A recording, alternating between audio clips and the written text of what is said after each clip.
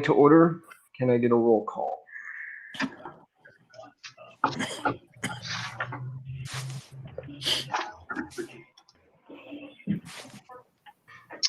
Mrs. Craig? Here. Mr. Hayden? Here. Mr. Giuliano? Here. Mr. Nuss?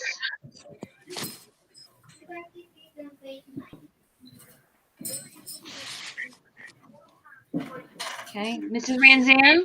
Here. Mrs. Steele? Here. Mrs. Stahl?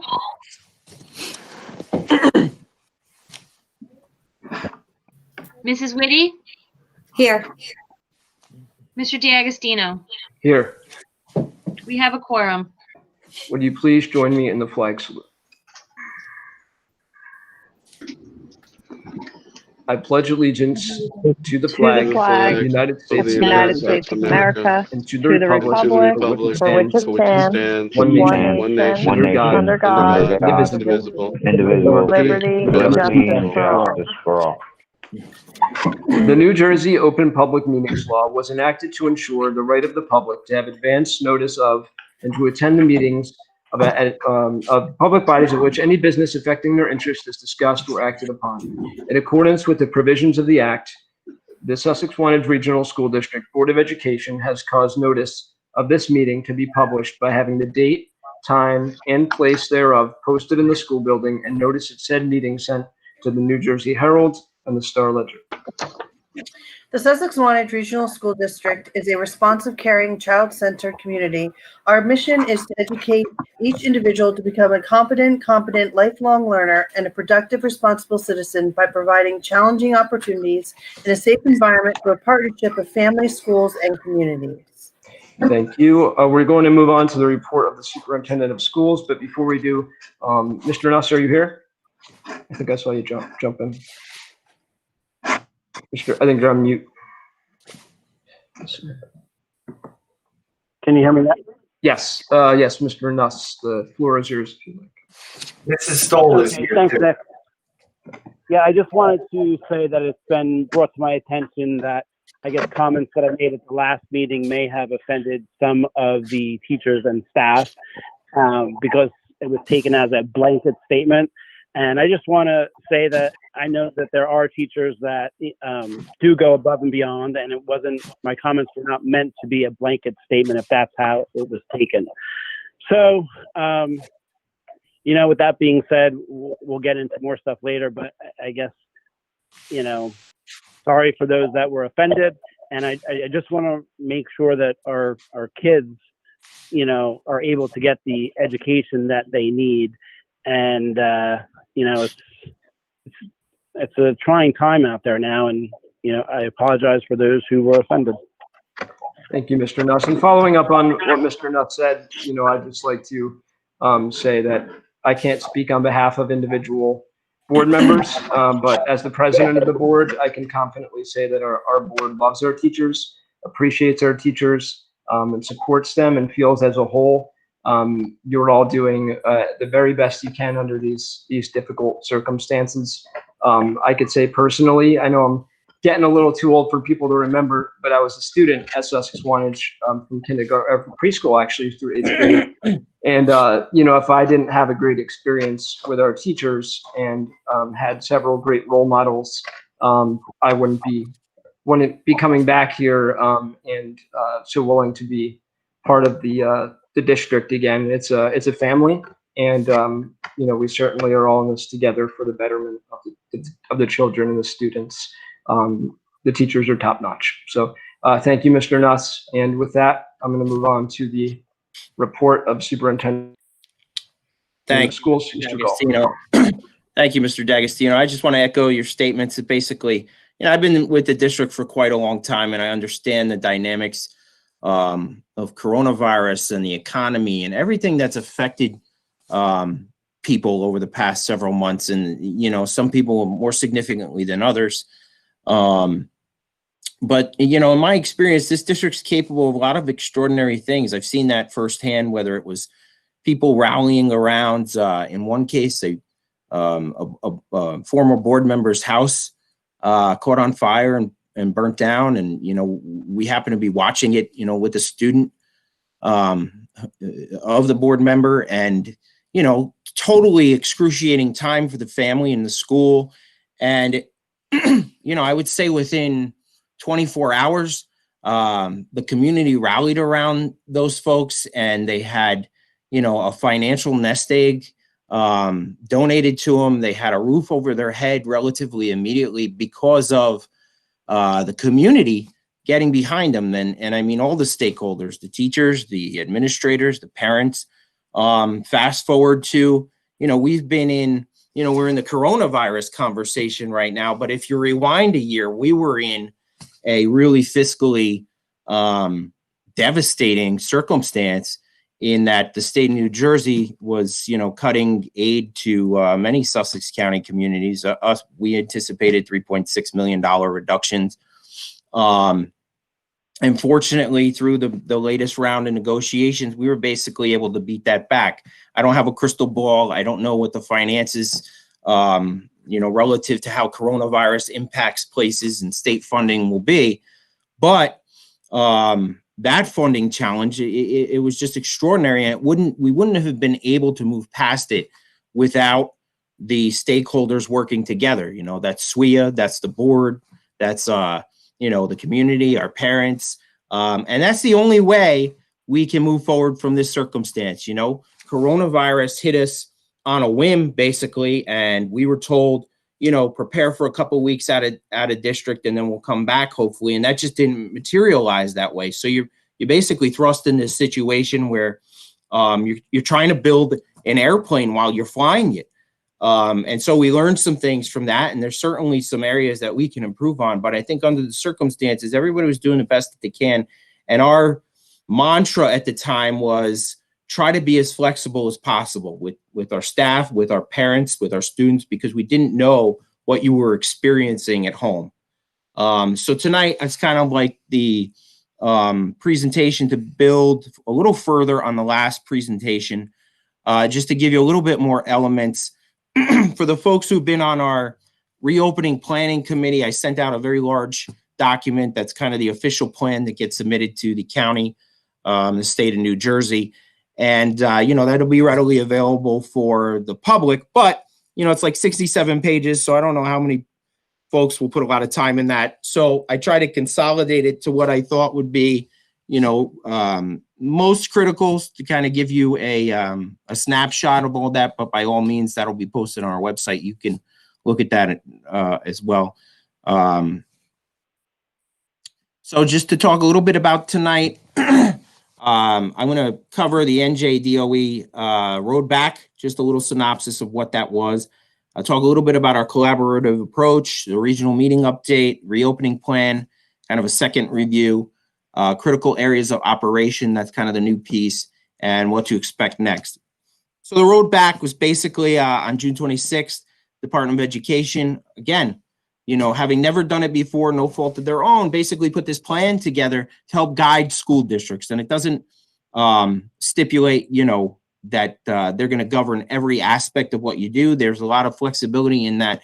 I think they understand that a one-size-fits-all process doesn't necessarily fit every school district with the unique needs that everybody has. So there's some flexibility in there in that we can plan around our needs. So collaborative process. We've tried to engage a variety of stakeholder perspectives. I think there've been up to 40 people in our meetings at times. There's not always an agreement, but just hearing the different perspectives kind of helps guide the process. One area that there's always consensus around is striving to be safe. Nobody wants to put anyone in harm's way. We try to coordinate with our region to the greatest extent possible. There was a whole gamut of stakeholders, from faculty and staff, parent representatives. I've had a great relationship with OEM, so I bounce ideas off of them constantly. Our legal department, our insurance consultants, medical professionals, our district physicians been engaged, our food service providers, county superintendents, regional school districts, transportation, so a multitude of folks. So our response to remote instruction, some things that we thought went pretty well. Faculty and staff adapted to a brand new paradigm. I'm gonna not even call it remote learning. I'm gonna refer to it more as crisis learning, because I think that's what it was. It was more of a dynamic where, you know, you can't meet with people face to face. You can't interact in the normal modalities that you did. So everyone really stepped up. We modified things accordingly to social emotional needs as best we could. We made some modifications along the way based on some information that we were getting and how we could improve the process. Our free and reduced lunch program, again, I've mentioned this before, but Mrs. Riker had volunteered to spearhead it largely because of initially reimbursements, and then I think she just had a warm place in her heart for it. So that's continued into the summer, has gone really well. Technology, you know, the folks on these meetings have, you know, constantly praised Mr. Kronsky and his department. They've been working, you know, they never left. They never worked remotely. So they've been here consistently with the administrators. And again, staff embrace challenges that, you know, we're just never seen before. Areas for growth. So, you know, we identified that there's things that we want to improve upon. That's enhancing the frequency and availability of virtual sessions. You know, it's very difficult to make connections with kids in this medium, but, you know, we have to do the best we can with the tools that we have. Continued enhancement of meeting social emotional needs. In the last meeting, I talked about how, you know, safety, social emotional needs, and then curriculum and instruction as our priorities. Articulation of those remote learning tools. So as you can imagine, you have a whole gamut of folks who are very proficient at different things and want to experiment with different things, and they have a love for this tool or that tool. So we want to try to pull those together so everybody gets an aligned experience with one another. And enhancing expectations for everyone. August 12th, Mrs. Stimulakis, our Director of Curriculum, is going to talk about some expectations for everyone. You know, we're going to need to transition away from pass-fail grading, for example, from students. You know, it served a purpose, the onset, again, because we were thrust into this situation where parents were experiencing stress, and you know, it was a challenge. So there's several requirements of the road back. 4 key areas: 1, conditions for learning; leadership and planning; policy and funding; and continuity of learning. And I'll touch on those via critical areas of operation. So there's about 10 areas of operation that I'm going to cover that are really critical to the plan. So critical area operation number 1, school officials will maintain communication with local and state authorities. So what I mean by that is the Department of Health, namely Department of Education via the county office. We have constant meetings as a superintendent group in the county. The leader of the Department of Health, Jim McDonald, is virtually always in those meetings. Francis Koch, the prosecutor's office, is virtually always in those meetings. So they've been very productive. School officials will ensure staff and students who are at a higher risk for severe illness are protected and supported on a case-by-case basis. And we will encourage students and staff to stay home when they are sick. So among the 3 things, I think I mentioned this before, that were the highest rated from both staff and students in our survey about, you know, what would give you a comfort level in coming back to school, encouraging students and staff who were exhibiting symptoms of being sick, that was rated among the highest. Our cleaning and disinfection procedures rated among the highest, and the availability of hand sanitizer was a priority for folks. And that's not to say that hand sanitizer is used in lieu of hand washing, but to supplement it, and when hand washing is not available. Operation area number 2 pertains to classrooms and the school environment. It's mandatory that we need to maintain 6 feet of distance to the greatest extent possible. You know, it's going to be something that we have to constantly reinforce with our students, in particular the younger ones, but it's really critical. Face coverings will be required. I touched on that before. There'll be a certain amount of folks, a very small amount of folks, who have a medical's note to excuse them from face covering. And there'll be some, you know, younger students who administrators will have to try to balance, you know, educating them and working towards compliance with, you know, older kids who might disregard a rule and thereby take disciplinary action. But, you know, we want it to be a cooperative effort between us and parents and students and teachers. So that's what we're aiming for. Limiting the use of shared objects. Hand sanitizers, again, are available. Hand washing will be emphasized. Appropriate ventilation. There'll be screenings for folks coming into the building. So if you have a temperature greater than 100 degrees, you're going to be put in an isolation area as respectfully as possible. Now, some of you may do research or be familiar with the medical community, and 100.4 degrees was always the standard. And to my knowledge, it still is, but the NJDOE road back document lists 100 degrees. So that's what I'm sticking to in this plan. And I'm not going to split hairs about that. Offices and classrooms need to be disinfected daily at minimum. Critical areas of operation number 3, transportation. Again, face coverings need to be worn on the bus and at the bus stops. Reducing the number of students on the bus via an AB schedule. We talked about that last time, how we're dividing the groups into AB days to reduce the numbers of students in the school building.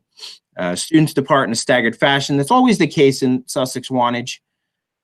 Social distancing and masks will be emphasized while waiting on bus lines. So that's an area of challenge where you're having groups of students convene. So there was a lot of thought put into, wearing face masks or not wearing face masks. And there's just some of these logistical challenges throughout the school day that it's just prudent to require it, in my opinion. And buses have to be disinfected daily and after runs. Area operation number 4. So those entrances, exits, the common areas, again, face coverings, screenings for visitors, or people reporting to campus, asking for cooperation for pre-screening prior to attending school. So in an ideal world, we're asking parents and guardians before your child even gets on the bus or you transport them to school, we're asking you to pre-screen. Do they feel unwell? Do they have a temperature above 100 degrees? If they do, stay home.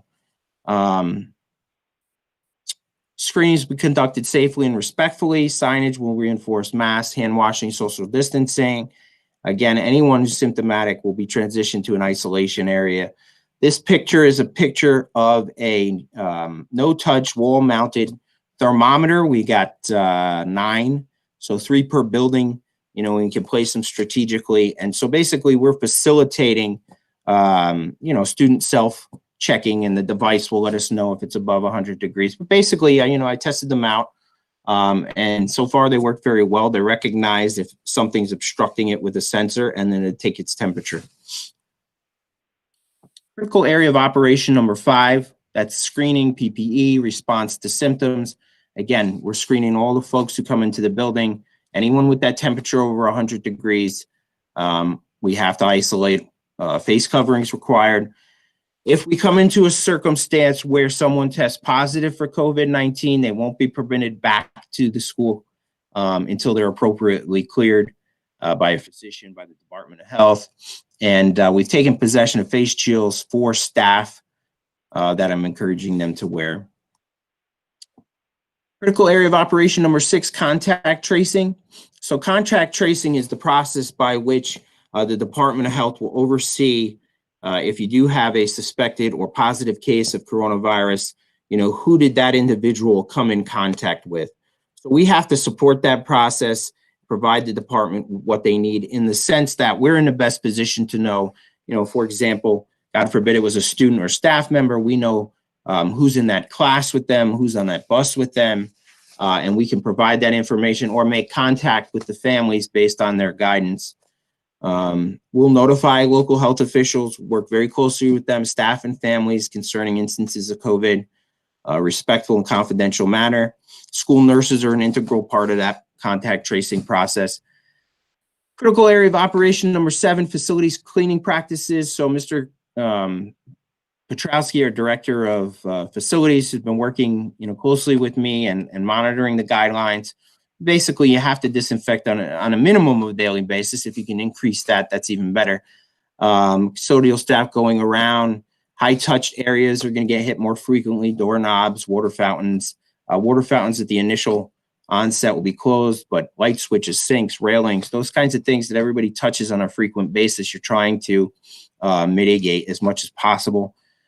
We maintain something called material safety data sheets for all the chemicals that we have in the school. That's something that's ongoing. We have to continue that practice. And anything new that we purchase will have those sheets for them. That's just an awareness bullet point. Faculty staff will be supplied with additional cleaning materials to use at their discretion. Faculty staff, parents, and guardians, we're going to ask you to be responsible for cleaning your own PPE, your face covering, your face shield for teachers. Again, water fountains closed, restrooms will be cleaned minimum daily. Just a list of some of those specific high-touch areas. And in the upper right-hand corner, that's an image of an electrostatic sprayer. That sprays chemical disinfectant, and it produces an electric charge on the solution, and it just kind of attaches to whatever it lands on a little bit better. So it's a new method of helping to disinfect things that we took possession of. Just a overall check sheet, just an example for the evening custodian, something that they'll have to check off on a daily basis, making sure that we got to these areas. Critical area of operation number 8, meals. During this initial phase of reopening, lunch is suspended. Lunch is a critically challenging area for school districts in that you need to be able to socially distance because the student needs to take their mask off to eat. And having the whole group of students come in at once makes that very challenging. And having to provide lunch on that onset logistically presents some challenges. So I talked about in the past, just trying to take it cautiously and slowly. So again, we're looking at those single session dates for approximately 2 weeks. I hope to give you an update at the end of the first week, say that everything's been going great. Once eating resumes, those will be instances where students are permitted to remove their masks in order to eat. But again, we want to have that social distancing in place. Staff obviously be able to remove their masks to eat. Once again, social distancing needs to be maintained. Critical area of operation number 9, recess physical education, just to kind of give you some awareness. Locker rooms for changing for gym, those will be closed until further notice. That's a recommendation of DOE, DOH. So in lieu of that, students should wear comfortable clothing to school. If they're participating in gym, you always got to follow the school dress codes.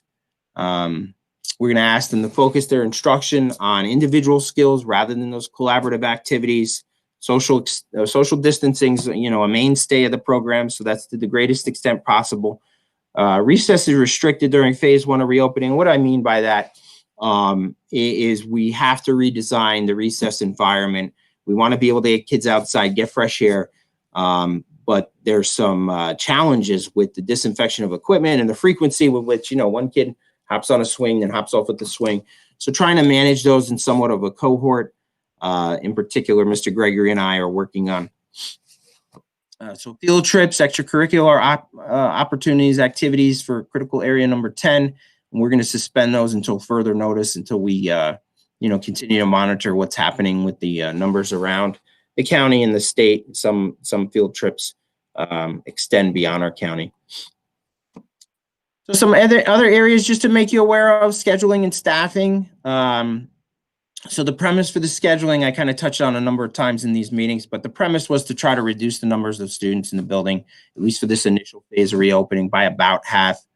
Transitioning to a cohort model where students remain together to the greatest degree possible. So that's something Mr. Schwartz in particular, in a middle school setting, the kids kind of disperse to whatever room they need to go into. So when I refer to as a cohort model is more along the lines of, for example, you have these 10 students and they, say they start in a language arts class, then those 10 students move to a math class together, and you try to keep them together as much as possible. And that's on the presumption to try to mitigate any spreading or contact tracing for possible spread of coronavirus. Reducing the length of the school day, again, to just at the onset, I talked about last time how, you basically took a month and a half to reconfigure drop-off at the Wantage School when I was the principal, and the amount of thought and stakeholder engagement that you have to solicit from law enforcement and all those different walks of life, just to change the drop-off was a month and a half of thought. So we're essentially inventing the entirety of school. And by getting us that half group of kids on a lesson day just helps facilitate the logistical aspects that we can't really anticipate. You kind of have to see the lifeblood of the school and how it's operating under these conditions. We're also collaborating with High Point Regional High School, again, to strive to make the family schedules the same for siblings on respective A or B days. One one key point is to just note that during that initial phase of reopening, staff will have the time to collaborate in professional learning. We're currently trying to adjust the dismissal time just to make it a little more staggered. So if I can move that dismissal time up on a half a day, about a half an hour, I'm going to try to do that. It wouldn't have been possible, but one of our neighboring districts who also uses the same busing was able to do that. So that makes it a little more flexible for us to achieve that. This is just an example of an AB weekly schedule, just to give you a visual. Basically you can go back and look at this PowerPoint presentation or Google slide anytime, but it just basically depicts how, for example, on a Monday, you have your A group in person. Those are the instructional philosophies that you're trying to facilitate, while the B group, the yellow group, is in a virtual experience. And then we have some office hours towards the end of the day. Monday, Thursday is the A group, Tuesday, Fridays, the B group, and Wednesday's an all remote learning day. That's where we're trying to put an emphasis on the deep cleaning. Policy and funding supplies. I've said this a number of times, but I generally only like to talk about things we take in possession of. But I will cover some other things tonight, just so everybody has an awareness of things that we also have on order. The reason I like to do that is because I just don't like to put out there that, hey, we're getting X, Y, and Z, and then they don't materialize. So these items we've taken possession of: 3,000 surgical masks. That's largely for our nursing population and temporary usage or one-time type usage. 300 face shields. That's largely for staff. Again, we did not purchase them for students at this time, just because I didn't have a comfort level in that they would be durable enough to work with students over a prolonged time. And then, as you look at the country and you see coronavirus spikes in different areas of the country, my fear is that, PPE may be diverted to those areas at some point if there are shortages, and we wouldn't be able to replace them on a regular basis in that case. We've got those 9 touchless wall-mounted thermometers. In addition to that, we got 9 handheld thermometers that are also touchless. That's in addition to a couple each building already had in the nurse's office. We've got some various miscellaneous plexiglass items that we think will be important in for various uses. We get 3 electrostatic sprayers, 1 per building. Hand sanitizer for every class. That's a giant gallon size. Plenty of disinfectant. Mr. Petrowski assures me, an additional technology equipment Mr. Kronstein has been diligent about acquiring. So things we're currently awaiting shipments of: classroom dividers. Those are what I'm referring to as trifolds, for students to have kind of an individual barrier around them with a clear front, so a teacher could potentially see what the student is doing or facial expressions. And those will be increasingly important as, if it gets to a scenario where the 2 groups can merge, you need to have those barriers in, because you won't be able to accommodate social distancing to the extent you were, or even when eating, that may serve as an additional barrier because the mask will be off. Surgical type gowns, in particular for nurses and some of our special education staff. Cloth face coverings. So with respect to cloth face coverings, we've ordered enough for our staff and students to have at least 2 each. We're going to ask you to provide your own at the onset and use these kind of as an as needed basis, because again, my fear would be, can we not replace those in the future? We've ordered 6 additional electrostatic sprayers, so every custodial staff member would have one. A halo unit. A halo unit is pictured to the right. So a halo unit is basically a machine that can be rolled into a room or a nurse's office, and no one's present, obviously, but it throughout the night or throughout a several-hour period disperses a fine mist that neutralizes any viral bacterial particles, and they're very proficient. They're fairly costly.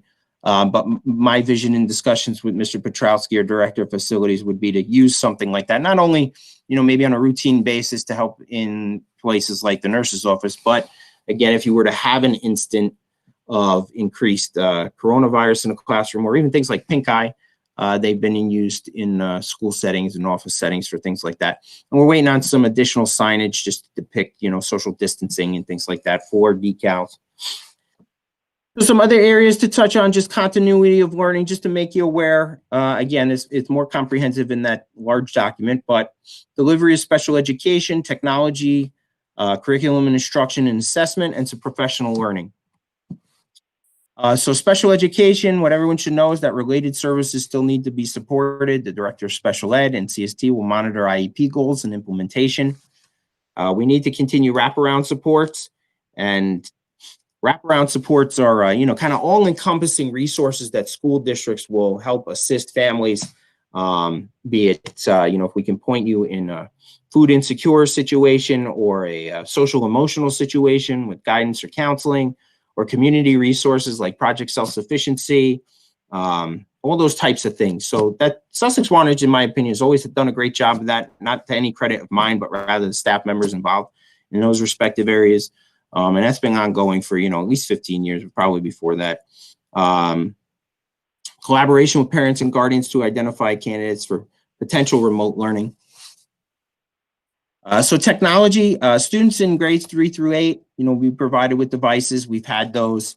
CEL students be provided with devices as needed. And the Director of Technology, as I mentioned, and his staff will be continued, provide IT support as needed. Again, and they've been doing that the entire time. Right now, as they've retrieved the devices that we've loaned out, they are updating them, they're repairing them as necessary to the best of their ability. So they've been doing a great job. That's Kyle Daly, Blake Simeone, and Stephen Kronsky. They always look for a shout out. Curriculum instruction and assessment. Again, those wraparound supports need to continue. Governor came out with some information last week that students and parents who opt for total remote learning will be afforded that opportunity. Professional learning is being coordinated for stakeholders, that's parents and staff members. We're still going to need to engage students in an assessment process, namely MAPS, DRA, things like that, to gauge their proficiencies, see if there's been any regression, things that we need to, help them get caught up on. Guidance counselor, CST, will be available for social emotional support. They always do a remarkable job with that. Professional learning communities will continue. So that's something, the first two bullets are something that we always do in the school district. That's an opportunity once a month where teachers can get together to engage in professional learning, turn key ideas, share expertise with one another, and faculty meetings. We do a little bit of that at faculty meetings too, in addition to just dissemination of regular information. And then teachers during that first phase of reopening will be afforded some time to plan, collaborate their hybrid schedules. So what to expect next? Student cohorts, so class lists, things like that, schedules. The class lists were already produced, and coordinated district-wide. So if there's a child in Lawrence School who has a sibling at the middle school, we already have that lined up with an A-B schedule. Sibling schedules are now being coordinated with High Point Regional High School to the best of our ability. There'll be a memorandum for staff going out this week. We have that commitment to making sure everybody's safe, so that memorandum addresses some potential leave concerns. Stakeholder notification going out about this plan. Again, there's a much larger document that'll be posted to our website, but this is kind of a overview. Professional learning session for stakeholders on August 12th, kind of a day in the life of, and Mrs. Stimulakis has designed for us. And Dr. Markle, at the suggestion of Mr. Hayden, a couple meetings. I've had a lengthy conversation with him. Not only is he's our district physician out of Hamburg, and he has not only agreed to weigh in on our plans and audit our plans and things like that, but he will offer a turnkey presentation, be it virtually or in person, whatever his schedule can accommodate, to all stakeholders about general, being safe under coronavirus type measures in schools. All right. Thank you, Mr. Gall. And will that be, do you know, on August 12th as well with Dr. Markle, or not? I'm not going to commit to a date yet for Dr. Markle. I would say it's August, mid to late August, and we're going to coordinate that date based on, he's going to get back to me about some scheduling, his practice, days available. Great. Thank you very much for that presentation, and for all the work that everybody put into it. I know the board got the presentation already, but before we move forward to regular business, does anyone have any comments or questions from the board regarding the presentation?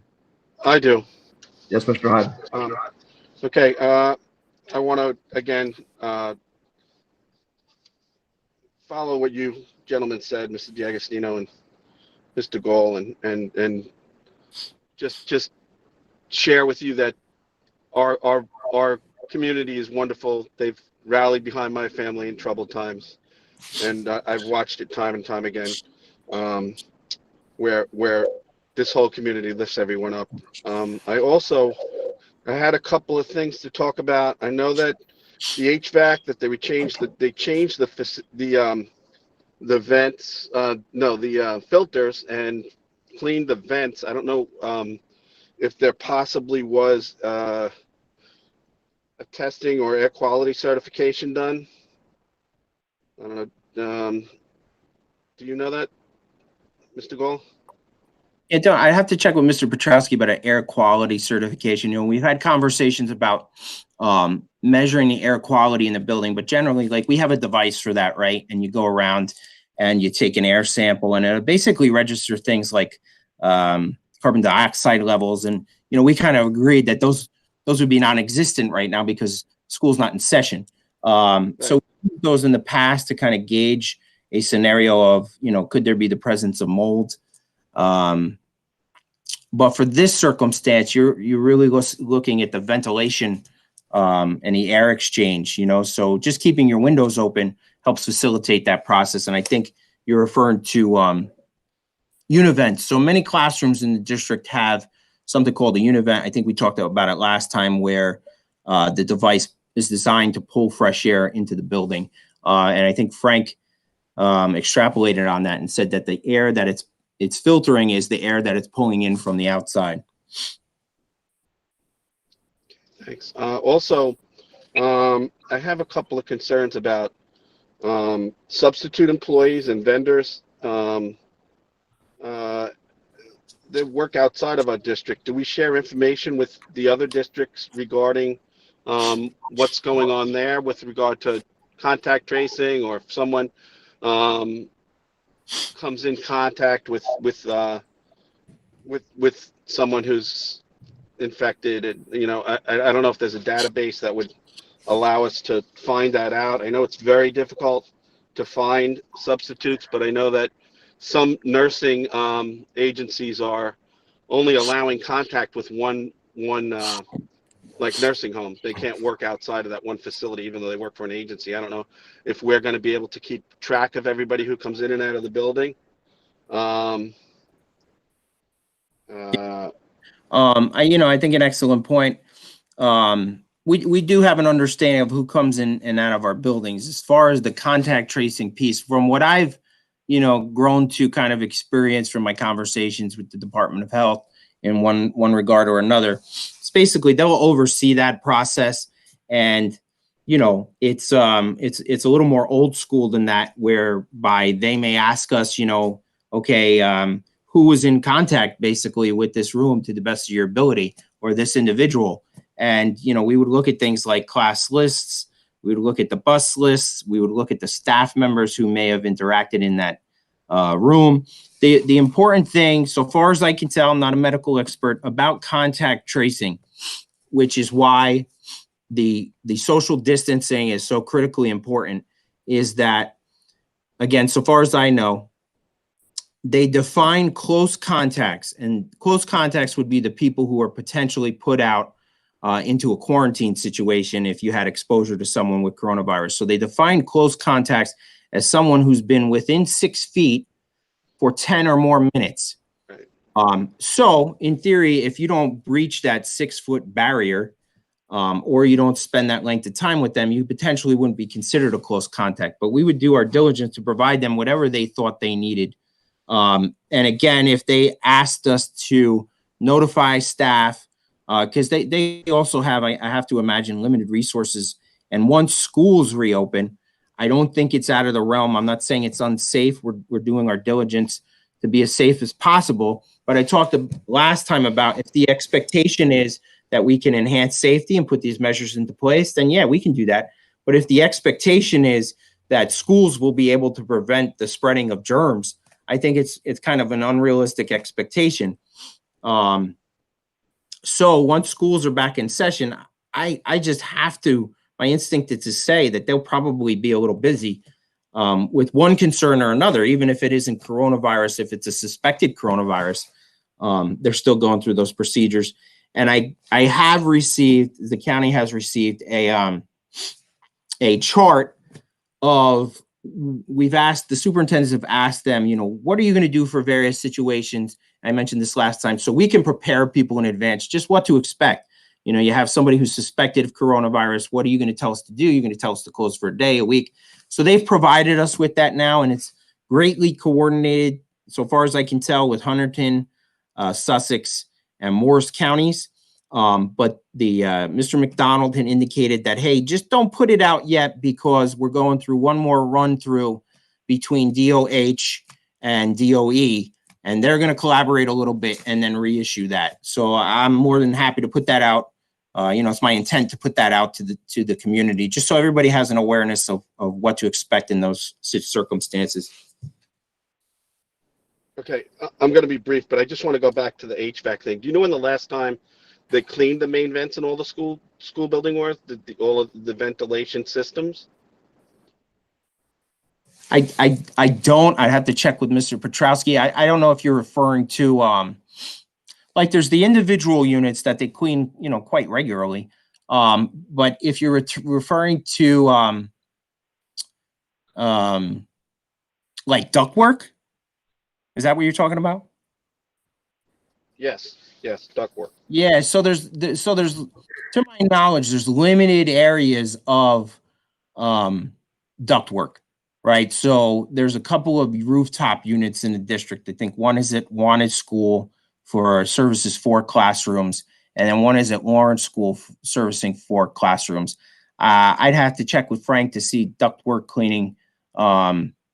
The other notable thing is that, you know, if you look at the CDC website, and you know, this isn't just referring to ductwork, but you know, any surface, they basically indicate that if you have an exposure to coronavirus, if you do, you know, the question becomes like, how do you sanitize it, disinfect it? When do you do that?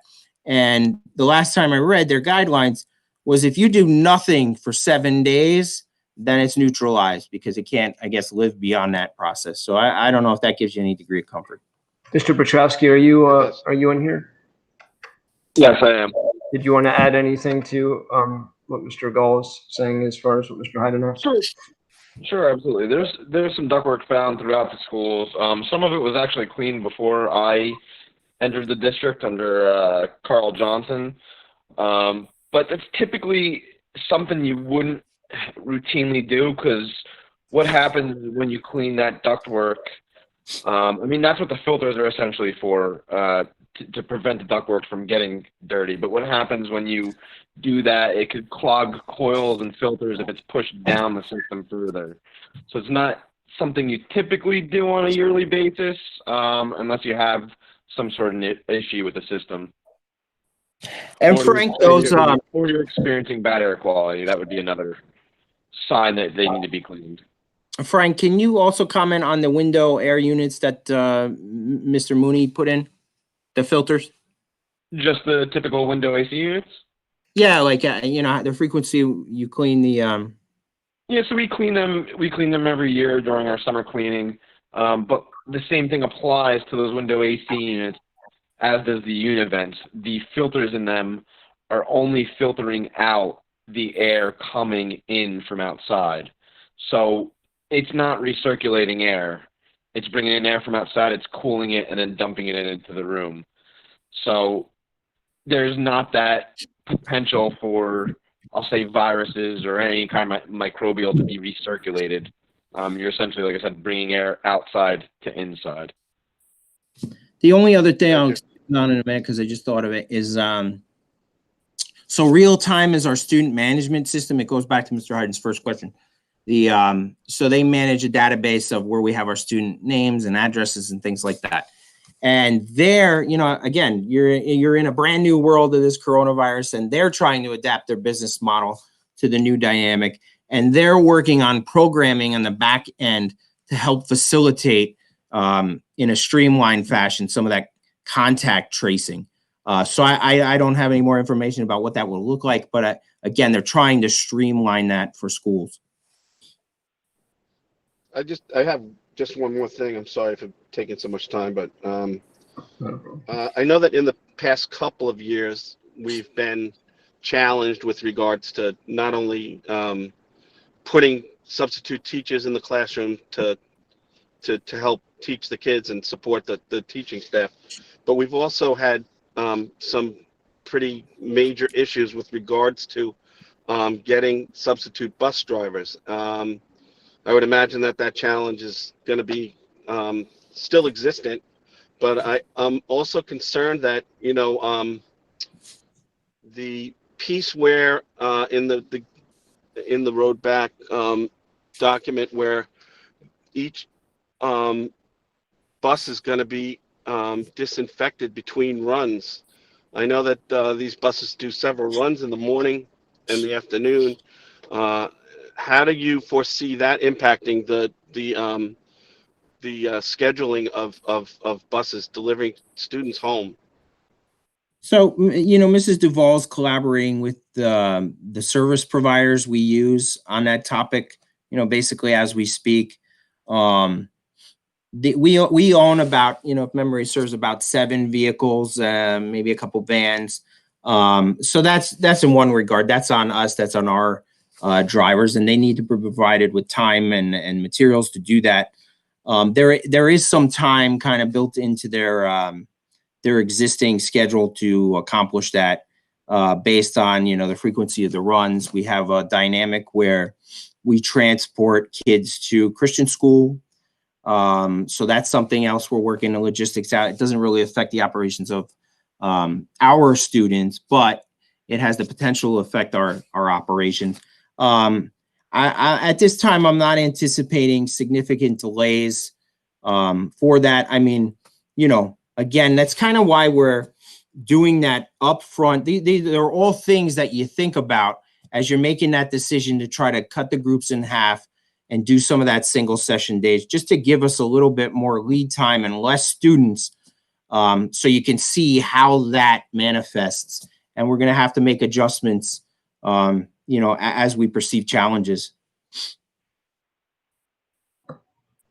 I want to thank everybody for their team effort. I look forward to hearing from Dr. Markle and our nursing staff when they are available to present to the people of our community, because I'm sure that will not only probably ease their minds, but also help the teaching staff understand, what the medical challenges are ahead. I also want to, like I said last week, I would like to stress that we're going to have at least, we're only going to be back in school with this plan less than 40% of the time. And I hope to God that a lot of the parents are back at work, which does give them a greater challenge. And we definitely need more support for the parents and the caregivers with regards to the virtual learning piece, so that it'll make it easier for the students, the parents, and the staff to be successful in this endeavor. And again, thanks to everybody. Thank you, Mr. Hyde. Just to expand on something you're saying, there's a common denominator, in my opinion, in helping people with childcare, helping remote virtual learning, helping facilitate the dynamic at home, and that's being able to come to school in regular or as traditional fashion as possible, maybe with social distancing, maybe with masks, but not jumping the gun, again, being cautious. But the sooner we can get to everybody coming to school, those challenges, become smaller and smaller. So all those things that we're talking about with cooperation, and we talked about the onset of the meeting with the dynamic of stakeholders, teachers, parents, Board of Education, working together towards a common goal. In my opinion, there's no better place that could achieve it. But if we get all those pieces together and we have some good fortune, I'm confident we'll be able to get there. I don't know exactly when, because some of it will be conditional upon what the governor says and what's happening in the state. And the best thing that everyone can do, in my opinion, for the schools to return to quote unquote normal is the schools are a reflection of what's happening in the community, the county, and the state. So if New Jersey's continuing to do a good job, Sussex County, by the daily reports, I get daily reports from the Department of Health. If Sussex County continues to do among what I would say is probably the best job in the state comparatively for other counties, schools in this county will get there. But, it may take a little time, but that's the critical piece here, getting back to school. Absolutely. Thank you, Mr. Hayden. Thank you, Mr. Gall. And thank you, Mr. Petrowski. Does anyone else have any other comments before we move on? I have the emails. You want to do those now or the second? I think we're just gonna do the board secretary certification in the minutes first, and then we'll get to that. So if we can move on to the board secretary certification, please. Pursuant to NJAC 6A 23A-16.10C3, I certify that as of June 30th, 2020, no line item account has encumbrances and expenditures which in total exceed the line item appropriation in violation of NJAC 6A 23A-16.10A. Thank you, Mrs. Riker. At this time, we will move on to the approval of board minutes for May 27th, 2020 special session, June 10th, 2020 special session, June 17th, 2020 special session and executive session, June 24th, 2020 regular session, and June 30th, 2020 special session and executive session. Looking for a motion, please. I'll make the motion. Thank you, Mr. Craig. Thank you, Mr. Nuss. Seconded. And roll call, please. Mrs. Craig? Yes. Mr. Nuss? Hold on a second. Can we have a discussion here? I was there on the 17th. I was not absent. Sure. Yes, so sorry, discussion. I also was there on the 10th, I believe. I missed the one that was there on the 10th.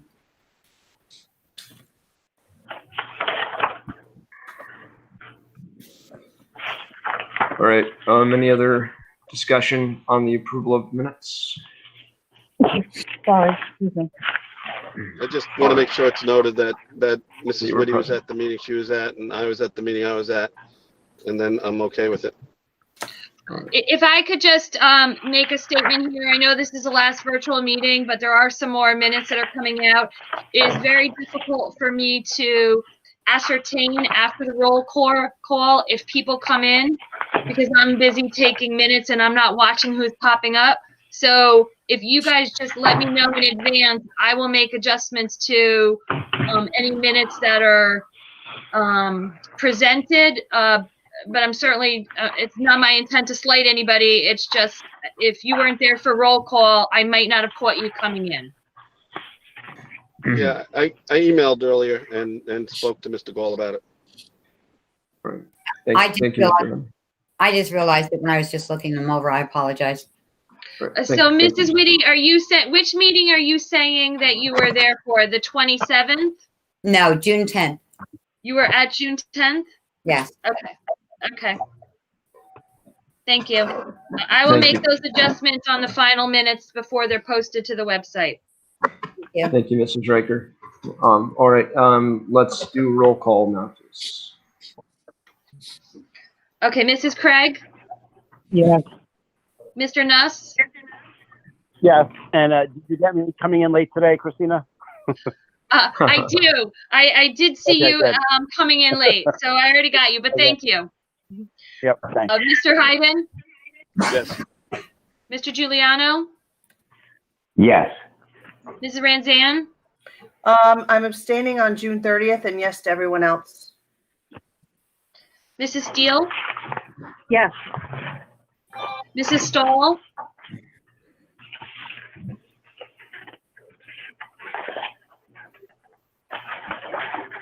Mrs. Stoll, you're on mute.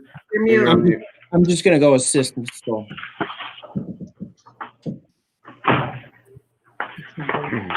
My sister. Put your mask on. She's in the board office.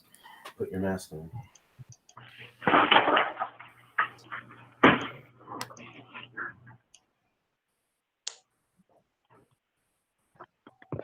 The meetings and they don't hear me. Okay, I'm There we here. go. And I've And been at one of the meetings too. You don't hear me. I also say motion and second it, and I'm never notified. So I don't know what's going, Oh, now- you're on, you must have been on mute, Mrs. Stahl. Our apologies. So what is your vote on the minutes? So I say yes to everyone except June 10th. I abstain to right now. I'm not sure. I think I might have been at one of those meetings. I only missed one, not two. June 30th, both sessions abstain. Okay, Mrs. Whitty? I abstain to May 27th, and the rest are yes. Mr. D'Agostino? Yes. Okay, minutes are approved. Thank you. At this time, we will move on to audience remarks. Mr. Gall, you said you have some comments, and just to remind the public, if you'd like to submit a public comment, it's BOE2020@swregional.org, and we will read your comments. And Mr. Gall, you're also on mute. Sorry. First comment from Lauren Schulmeister was wondering if there will be a meeting in person that us parents can attend to get answers on questions. Just feel there's going to be a lot of unanswered.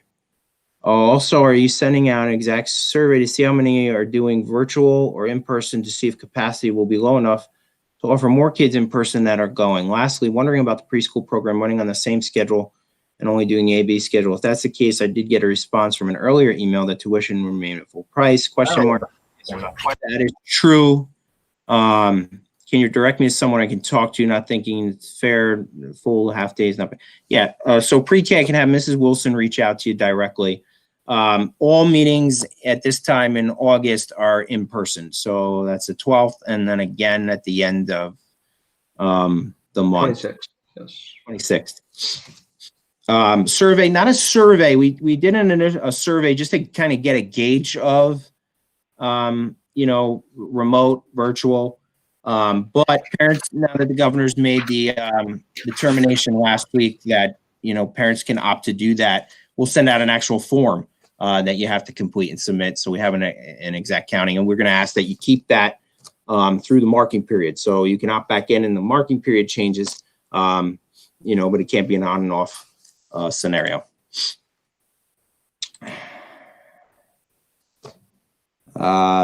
Next one from Ms. Melissa D. Almeida, if I'm pronouncing that correctly.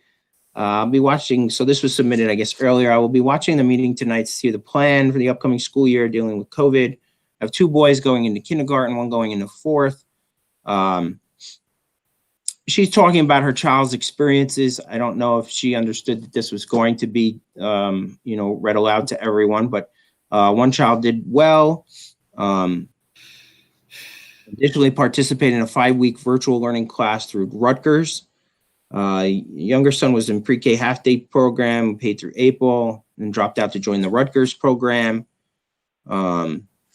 We participated in the program for a number of years with my eldest to keep him actively reading and learning throughout summer, as this is a weak point for him. This is the first year that was done online, but Zoom classes were interactive, engaged both the children in a way of virtual learning. Did not do last year. I'm concerned about sending children back to school in school sessions, but also concerned about the loss of physical dexterity, the lack of writing, things like that, especially building a solid foundation for my son. I've seen sick kids dropped at daycare or school with a dose of Motrin to hold them off because understandably parents need to work. There's in school session, will there be bus service? Will there be temperature checks at the bus stop? If so, how accurate will they be? My eldest child did well virtual learning. It was a struggle to motivate him to do lessons. We eliminated any electives. She works full time, and who even with the CARE Act struggled to maintain a balance between making sure they didn't fall behind and keeping up their own work schedule. Couple personal items there. Virtual learning is going to be the route. A more scheduled format involving one or more interactions with teachers. Last year was a daily class for children who needed help with math, but this is my child's strong point. He did not need assistance. All in all, just wanted to touch base with a few questions, offer her opinions. And since we are all putting ourselves at risk by sending them back to in-school sessions, the person goes on to talk about how they lost one family member to the virus and doesn't want to see any others. I mean, listen, that's why our first priority is everyone's safety and taking it cautiously and taking it slow. You know, no one wants to be in an environment where it's perceived to be unsafe. But again, you know, my discussion point, a couple meetings now, is if the expectation in the state of New Jersey is that school districts can put in place measures to enhance safety, and we can follow them and we can work with, you know, various resources, the Department of Health. Yeah, absolutely, we can do that. But if the expectation is that schools will flat out prevent the spreading of germs, I think that's kind of unrealistic.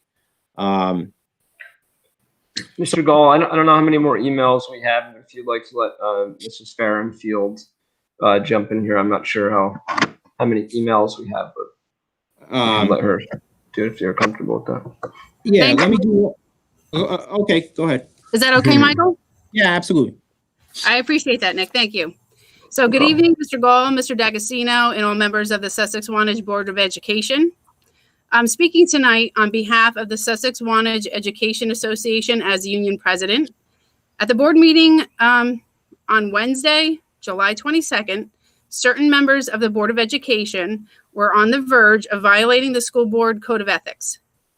I'm referring to Article 18A 12-24-1, Code of Ethics for the school board members, where it states specifically, I will support and protect school personnel in proper performance of their duties, and I will refer all complaints to the Chief Administrator Officer and will act on the complaints at public meetings only after failure of administration action. So various comments about staff were made criticizing their choice of activities, lessons, and performance during our remote learning. Doing so in a public Board of Education forum could be a violation of the school board code of ethics if specific names were mentioned. I understand you did not use names specifically, but you were referring to the teachers your child have. That's Mr. Nuss. Mr. Nuss, you were personally speaking as a parent of a student in the district and not as a Board of Education member. So let me remind you that while you sit on the board, your public comments are not to be personal ones, about your child's teachers. Let me make you aware that many of our Sussex-Wantage staff were in attendance during that board meeting. Your comments were not just disheartening to hear, but also inappropriate, unprofessional, and very hurtful to say the least. After that meeting, I received an abundance of texts, phone calls, and emails from extremely upset members and colleagues, and rightfully so. All Board of Education members are fully aware of the Code of Ethics. What I don't understand is why didn't our Board of Education president put a stop to these negative comments? Instead, you let them continue. May I remind you, Mr. D'Agostino, it is your job to control the meetings and to make sure that your board members uphold the Code of Ethics and conduct themselves in a very professional manner. You should have put a stop to these comments, and comments about our staff that are made publicly should only be supportive. I requested to have this opportunity to voice my concerns and to show my undying support to all of the staff members of the Sussex-Wantage School District. I appreciate every single one of you and all the hard work I know you're doing during these unprecedented times. I know you're doing what you can, and support is what the Sussex-Wantage Board of Education should be giving to all their employees. We are all showing support for our district by volunteering our time to attend these reopening committee meetings all summer long because we have a vested interest in the education of our students. You should all be proud of what our staff was able to accomplish in 4 short months. I know for a fact there were teachers signing in for online lessons at 7 p.m. and beyond our contracted time to accommodate working parents, and spending hours late into the night creating videos and lessons for their students while they were taking care of their own families. Many of our teachers have young children and have to assist their own kids with online instruction while simultaneously teaching their students. If you speak to any employee in the technology department, they will tell you that teachers were calling all day and late into the night for tech support. I've personally seen some amazing creative Google Classrooms, and let me remind you all that they took this remote learning seriously. They took it upon themselves to participate in a multitude of webinars and other professional development opportunities that they found on their own. As you can recall back in March, we as a district were given 1 day. We were given 1 day with no prior professional development provided by the school district to prepare for remote learning. I believe our staff deserves a huge round of applause, a thank you for all your hard work, and a sincere apology from the board for allowing such negative comments. I've requested to speak tonight using my own voice and not to have my speech read by the board and risk it being paraphrased or skimmed over. Let me also remind you that public comments are to be made and read verbatim and not as much as possible and not paraphrased. So thank you for this opportunity to speak, and I look forward to your continued support for all of our staff in the upcoming school year. I pray we have a successful and safe return when the time is right. Because what our teachers and our staff want most is to be back in our classrooms, directly interacting with our students, doing what we love to do, and that's teaching the children of the Sussex-Wantage School District. Thank you. Thank you, Mrs. Farrenfield. Mr. Gall, do you have any other public comments? Yeah, there's a few more. So I'm going to jump over to Sarah Moss, SWIA Vice President, to follow up with what Ms. Farrenfeld said. On March 13th, we left school after having been given 48 hours to prepare hard packets of 2 weeks' work for each student. No one knew then that we would not be returning to the school buildings for the rest of the year. Teachers scrambled to make Google Classrooms and learn numerous new apps and programs that they had little or no prior knowledge of. In unprecedented times, they worked tirelessly to continue to educate the children of this community. Not only were they there for the students, but they worked long and hard helping parents, caregivers, and families make the necessary adjustments. All of the needs were different. Some wanted hard pockets, some wanted video lessons, others wanted Google Meets. Some did not want hard copies. They wanted all work made digital. Some did not want Google Meets, and some did not want videos. It was and still is impossible to please all the people all the time. What may be right for one may not be right for another. How many people who had issues went to the teacher to get assistance, and how many took to Facebook and their social clicks to complain? What is needed is good, fair communication and an attitude of willingness to support each other for the good of our children. Moving forward, we must work together with the utmost integrity in order to get through these crazy times. Damage has been done as a result of thoughtless comments and unsubstantial complaints. The fault lies not only with the person who issued those words, but also to each person who could have said something to stop it or change the course of the conversation and did not. Moving forward, there has to be a commitment made to build each other up and not tear each other down. After all, we are supposed to be the adults who set the example for the children. Sincerely, Sarah Moss.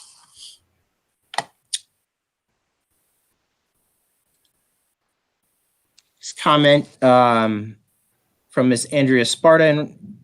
In reference to the last board meeting, we have a few questions. We would appreciate if these questions were thoroughly voiced at tonight's meeting. What is the criteria that teachers will have to follow for consistency when teaching remote sessions? If there is a need to transition to complete remote learning, will that criteria change? In our opinion, there needs to be consistency regardless of whether it's partial or full remote learning. How will the administration monitor remote learning to make sure teachers are following the criteria? That being said, we understand the importance of parents' involvement. However, in our opinions, the parents should not be doing the teaching, but only supporting the teacher's lessons. So, a number of questions there. We tried to paint a picture of that schedule today. Mrs. Dimolakis will follow up on it on August 12th. so administrators monitoring teacher lessons, things of that nature. Along the spectrum last go around, we basically had, I can speak as a principal, teachers share access to their Google Classrooms and invite us in on Google Meets. And that's kind of how we monitored and audited things as necessary. One of the challenges that happened with me was I wanted to know everything that was going on in the Google Classroom, right? So they gave me, I forget what they gave me, maybe administrator access. And what happened with that was every single time any student or any staff member made a comment in that Google Classroom, I got an email notification about it. And I went from probably 200 emails per day on an average school day to probably 2,000. So I had to learn the logistics and the management aspects of getting that changed to where I could have oversight, but not be inundated with the day-to-day student comments, which were very insightful and were very cool. Sometimes I'd reply to the students and they would be like, whoa, Mr. Gall's replying, which was cool. But that can be all consuming. Another question from Mr. Mark Snook. How will parents be compensated for their time while they're being the teacher? How will you reduce taxes? So, it's been a mission of this school district, at least as long as I have been a part of it, to try to be as fiscally responsible as possible with taxes. As I mentioned, we went through some extraordinary budget reductions where the board, in my judgment, the community had to take some specific action basically to protect students. And they did that.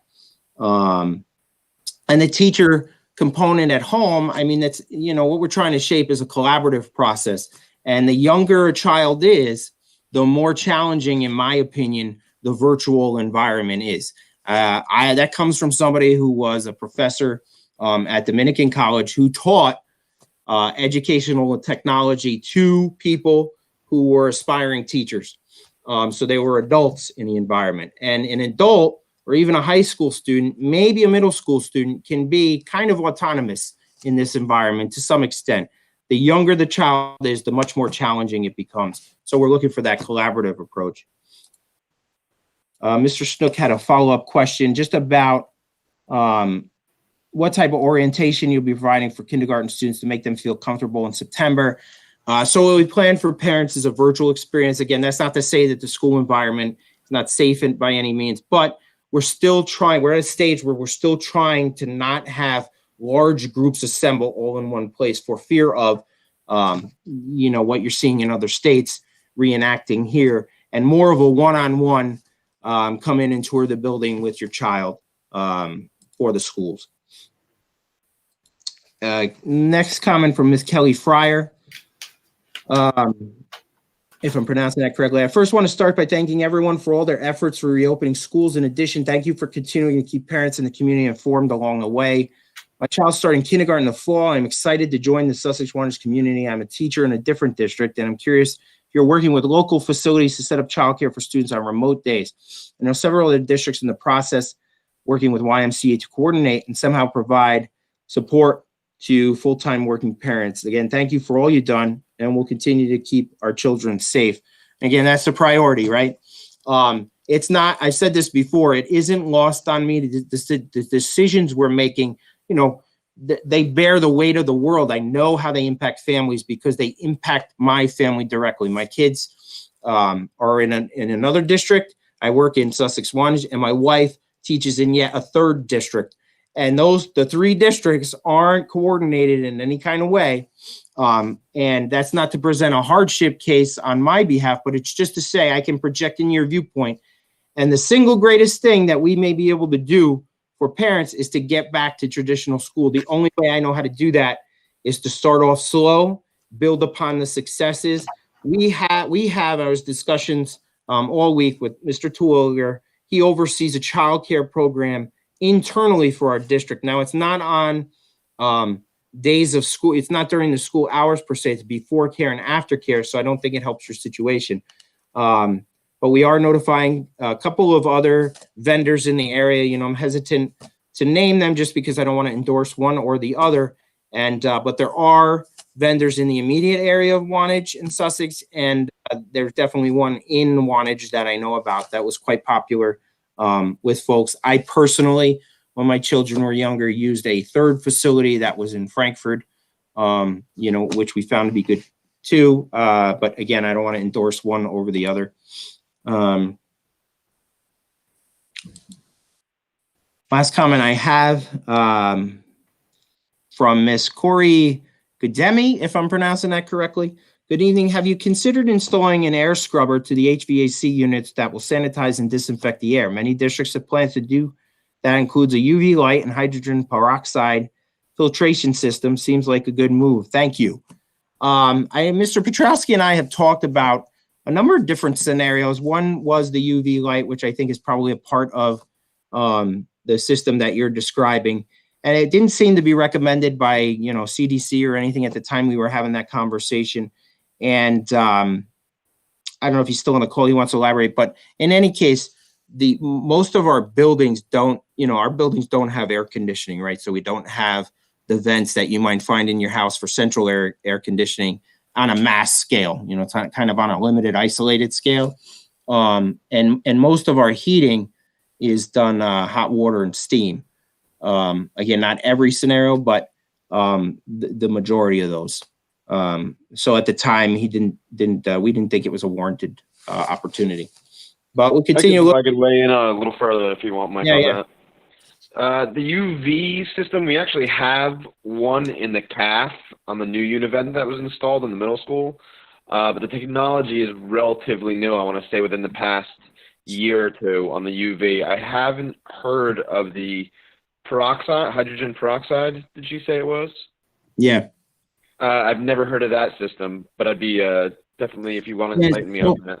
So just to expand on the idea a little bit and then connect it to the taxpayer question, you in this circumstance, you're charged with, not just ensuring the safety and planning, with stakeholders to reopen the schools and all those things, but you're also charged with using taxpayers' dollars in a responsible method while you're trying to do those things. So as you can imagine, however they get your information, social media, emails, whatever it is, we all get bombarded with advertisements for every startup device company you can imagine. And you try to, you see that and you hear somebody's using it and that's a great idea. And you try to explore those things a little further. So if you invest in something, you're investing in something that has a degree of, it's been proven in some way, or it's, valid. So I can't comment on the HVAC aspect because that's not really my wheelhouse. But for example, when I talked about buying face shields for staff. So first you start with the notion of what do we have access to buy? We were looking at these things months ago and, once coronavirus spiked in our area, all PPE type stuff became extraordinarily difficult to find. But we had some vendors who were able to get us different options. So before we went out and bought 300 of them, we looked at the options that we had. I physically walked around with each one for a few days to see, does this one fog up? Is this one comfortable? Which one looks more durable? And then you make a decision with that assessment to buy the best one you can with the resources that you have. And we try to instill that mantra or that philosophy into all those different nuances. Frank, Mr. Petrowski, who's commenting, I don't know, Frank has probably been bombarded with, 24 emails from me personally about, hey, Frank, look at this, look at that. What do you think about this? And he's, chasing down these different items, the thermometers, the wall mounted thermometers. You had companies marketing, these individual pedestal, looks like an iPad. You've seen them on the news, probably in airports. They were about $2,500 each. And, there's a notion you want to run out and go buy those right away. And we looked at camera systems. Mr. Kronsky, the technology director, has a state-of-the-art camera system, which the New Jersey State Police have modeled their program after. I'm not going to get into too much detail about that, but, trust that it's the state-of-the-art thing when the state police want to come and talk to you about what you have and how can we get what you have. So one of the potential add-ons for that was a camera system that takes mass temperatures of, 100 people walking in front of it and can instantaneously kind of take those temperature readings and notify us. And those camera systems are, very expensive, but you might not hesitate to make that purchase if they were reliable and they streamline your process. But the research Mr. Kronsky did was, hey, Mike, I can appreciate that you want this thing, but, there's false positives with it. Our vendors are telling us that they're extremely hard to calibrate on, and they have to be recalibrated on a regular basis. They're essentially not going to meet the need you want, and you're going to waste taxpayer dollars on that. So, it was more symbolism over substance in the moment, and we opted not to do that. And we found wall-mounted ones, tested them out, for a few days, and they were, I think, $99 each, which was, super cost effective. I hope they continue to last and work well, but it's those kinds of assessments that you're trying to, make on a regular basis. I have one more comment just came in. Militech, paramilitech, I understand distance learning has been challenging for everyone. I really appreciate the words crisis learning, as Mr. Gall has phrased. I believe we were in crisis learning last year.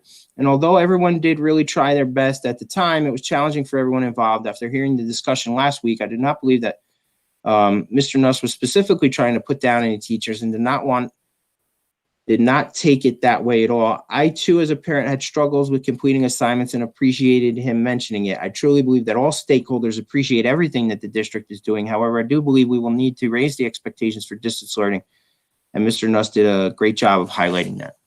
So, I think it just echoes what we tried to, the tone that, we tried to set at the beginning of the meeting, the tone that, we forged a positive working relationship with stakeholders, and SWIA in particular, that I really couldn't have asked for a better experience as a superintendent, new to the game, working with them, but even my prior experiences with, teachers in the district and the labor organizations.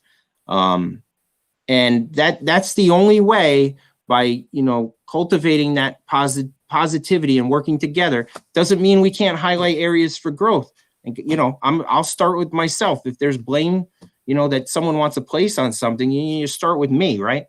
So I have areas of growth. And once you acknowledge that and we can work together to move past that, I think that's the only way you keep moving forward, and ultimately beat this thing.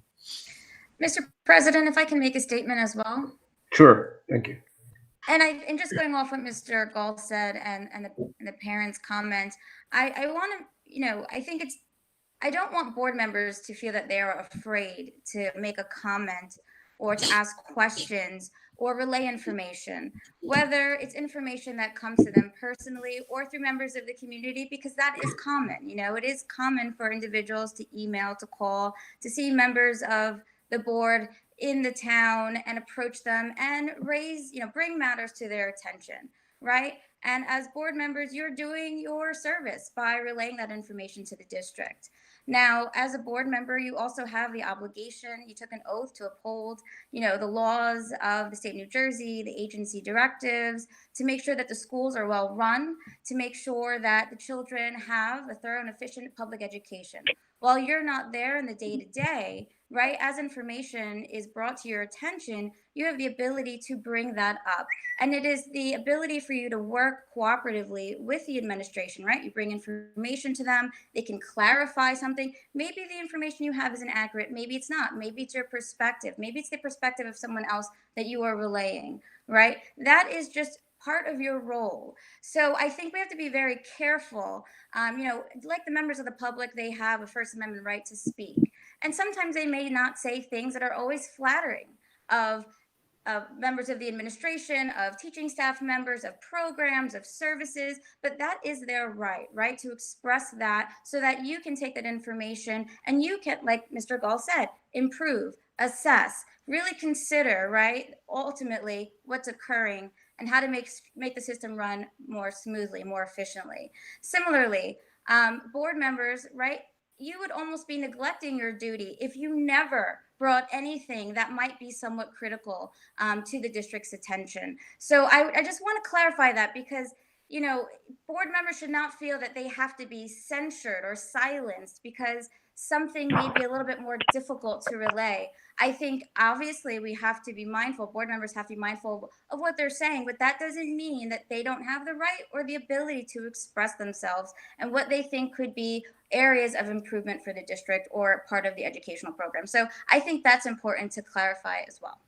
Thank you, Mr. President. And this is Kevin. So when I get a chance, I'd like to say something too. Sure, go ahead, Mr. Nuss.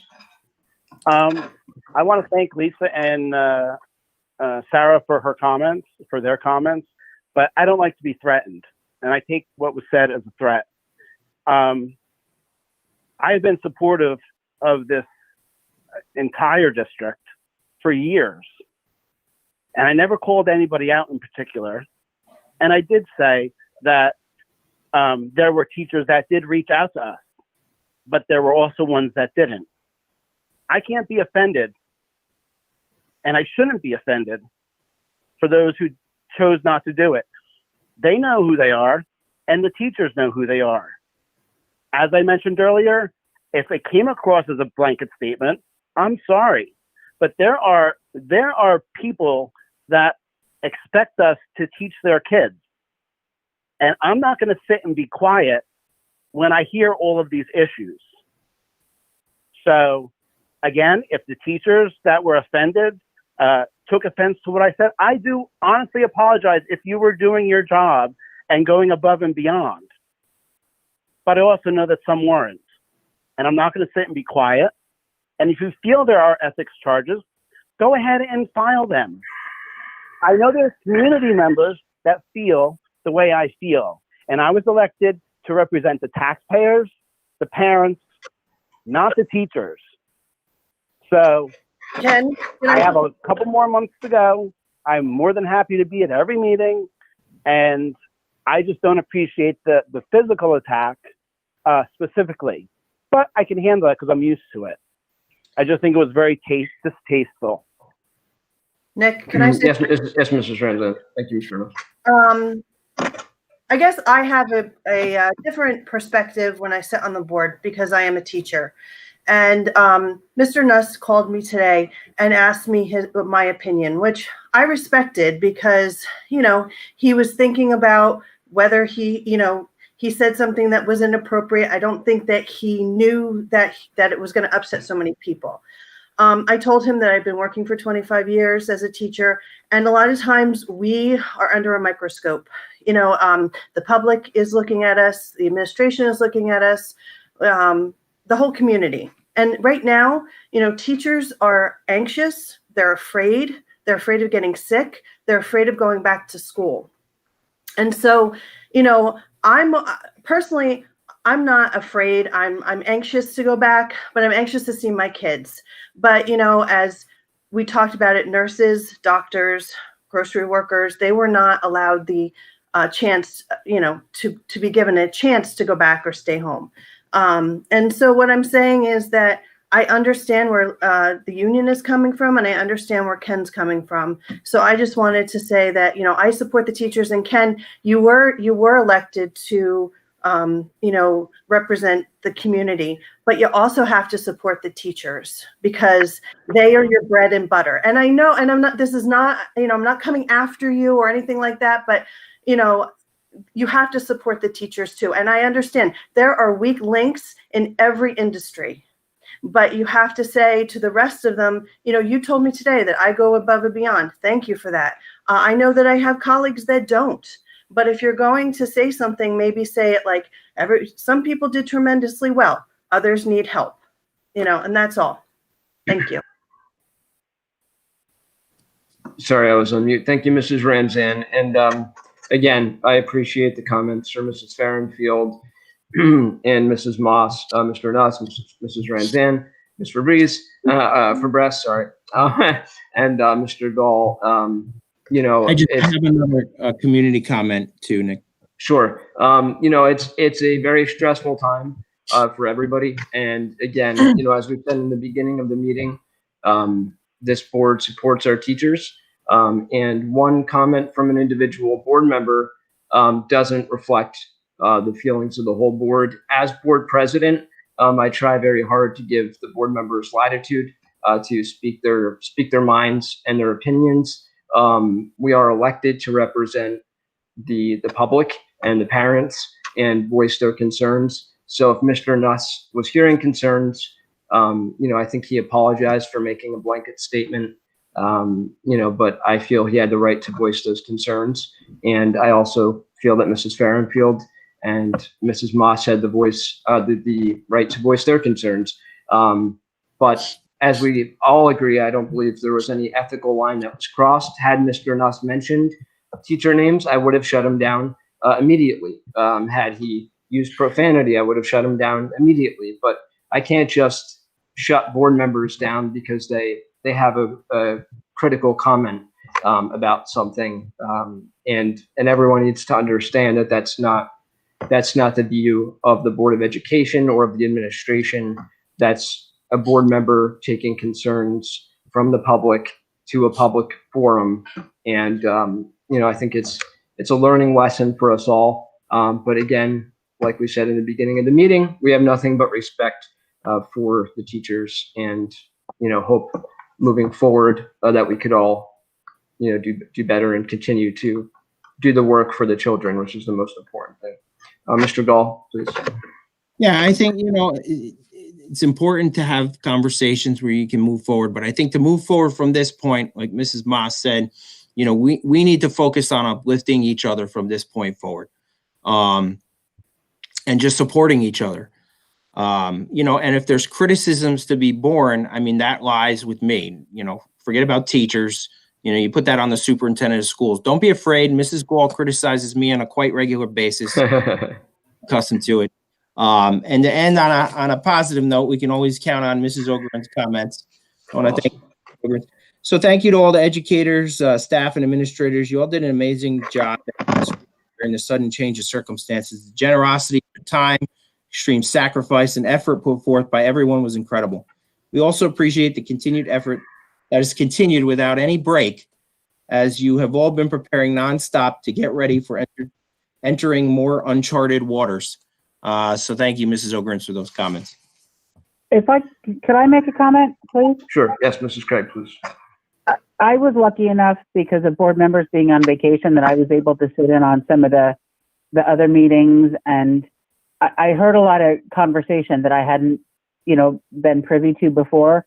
So I'm going to thank my lucky stars that I wasn't on last week's meeting, because I'm just going to go there. But do we not all agree, and I have to echo Mr. Gall, that all of us, parents, teachers, students, administrators, just everybody in general, that we're in times that we've never seen before? Life as we know it is nothing that we've seen before or experienced. So can we not give each other some leeway? And if we have a complaint or we have an issue, is it not proper to follow the proper protocol to maybe call the administrator of that building, of that particular teacher, or of whatever, to take that issue up? Because all of us are under stress. Every last one of us, the parents are under stress, the administrators are under stress. We're living in times that we've never seen before. There's no magic wand that we can all wave.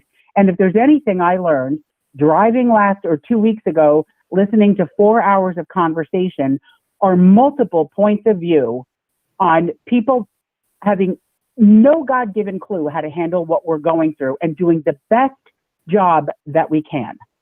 So wouldn't it be, I guess, echoing Mr. Gall, that we're all just doing the best that we can? So if we have a complaint, maybe you're right, everybody has a voice. God knows I have mine. But wouldn't it be best in that situation, with everybody under duress, to maybe take it to the administrator or to the person in that building instead of putting it on blast?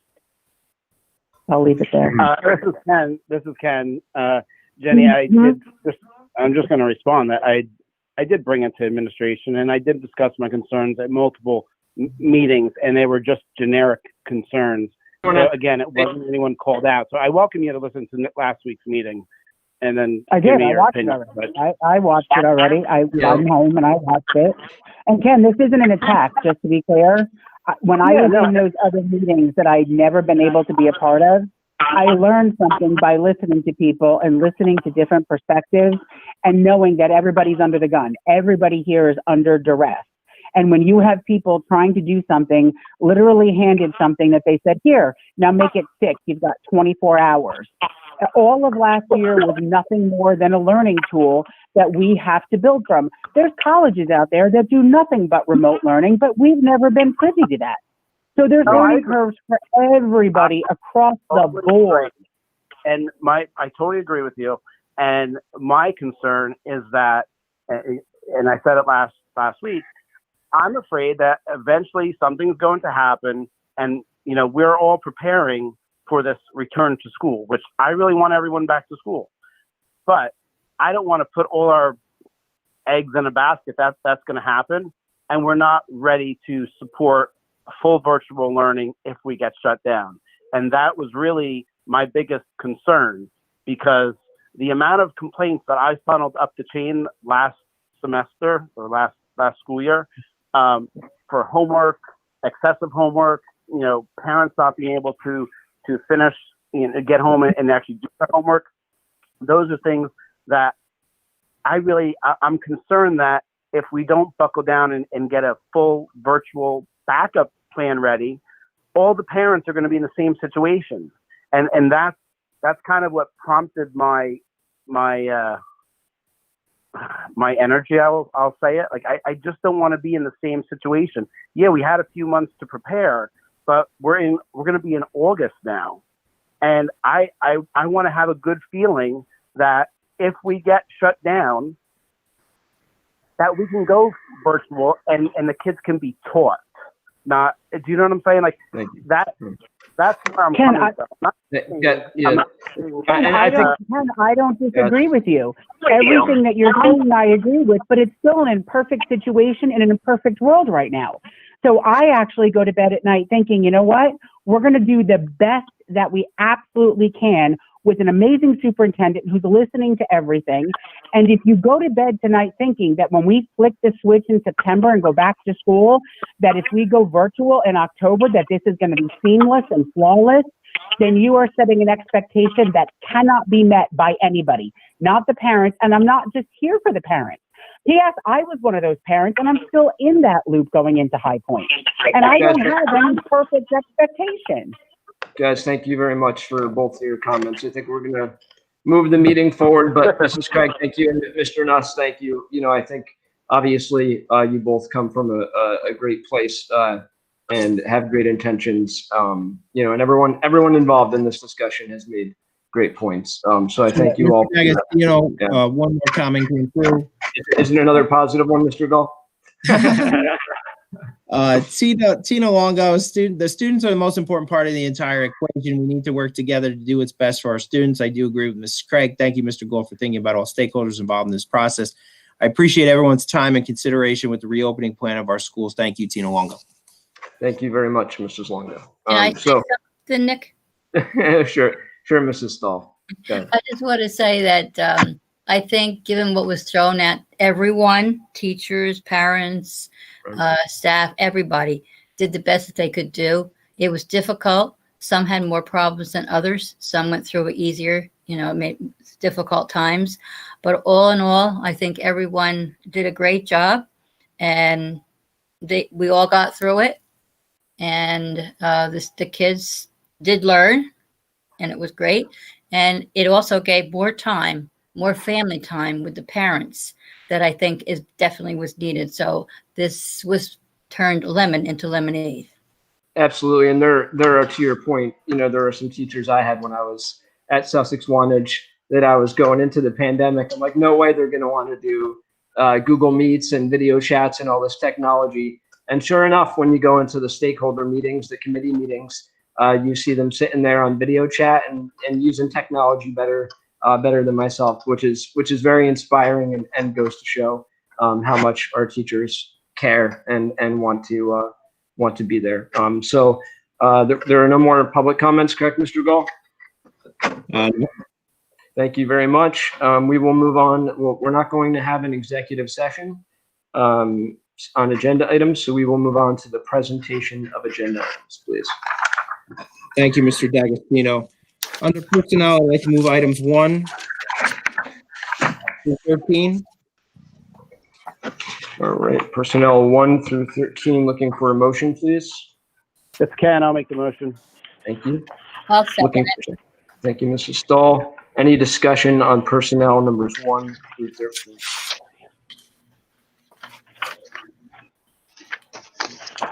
All right, roll call, please. Mr. Nuss? Yes. Mrs. Stahl? Yes. Mrs. Craig? Yes. Mr. Hayden? Yes. Mr. Giuliano?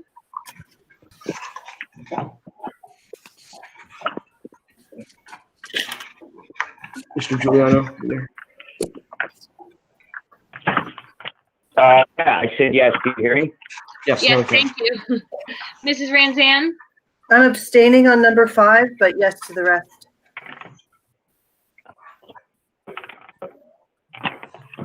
Mrs. Steele? Yes. Mrs. Whitty? I'd like to abstain on numbers 3 and 10, and a no for number 6. Yes on the rest. Mr. D'Agostino? Yes. Motion carries. Under policy, I'd like to move item number 1. All right, looking for a I'll motion, make a please. motion. Thank you, I'll Mrs. make a Craig. I'll second. Thank you, Mrs. Steele. Discussion on policy number 1. All right, seeing none, roll call, please. Mrs. Craig? Yes. Mrs. Steele? Yes. Mr. Hayden?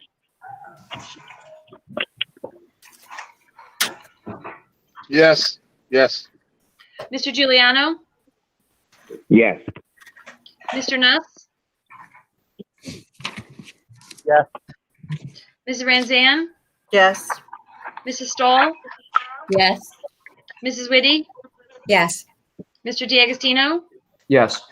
Motion carries. Under finance, I'd like to move items 1 through 37. All right, I'll looking make for a a motion. motion. Thank you, Mrs. I'll Craig. make one. Looking for a second?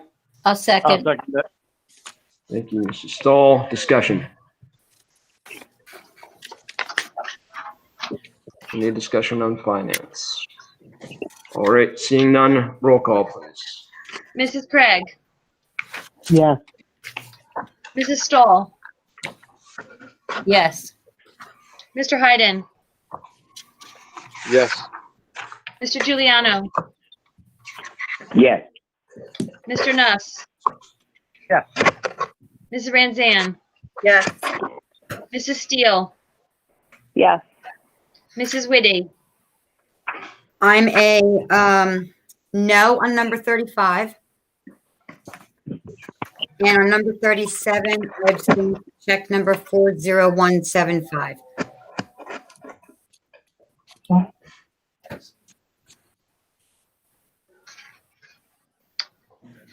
Okay, and yes to the rest? Yes, I'm sorry, yes.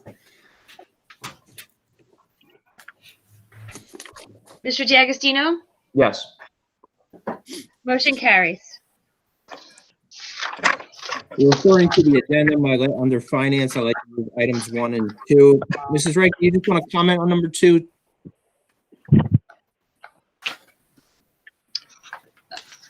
I'm sorry, you want me to comment on number 2? Just to explain what was going on with that. Okay, so it became, notification came out just recently that through the ESSER funds,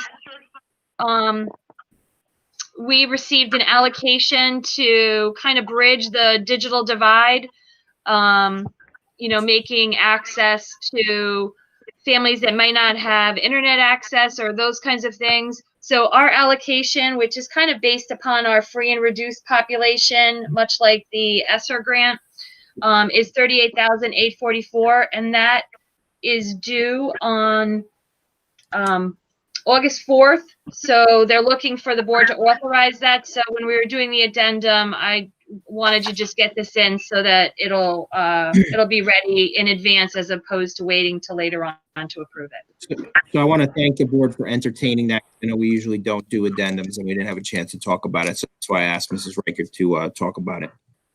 Thank you very much, Mrs. Riker and Mr. Dahl. Looking for a motion, please. It's a good I'll thing. make a motion. All right. I think that was Mrs. Craig looking for a second. Second. I'll second. Mr. Hyden, thank you. Discussion on the addendum. Finance. Roll call, please. Mrs. Craig, Yeah. Mr. Hyden, Yes. Mr. Giuliano, Yes. Mr. Nuss, Yes. Ms. Ranzan, Yes. Mrs. Steele, Yes. Mrs. Stoll, Yes. Mrs. Whitty, Yes. Mr. D'Agostino. Yes. Motion carries.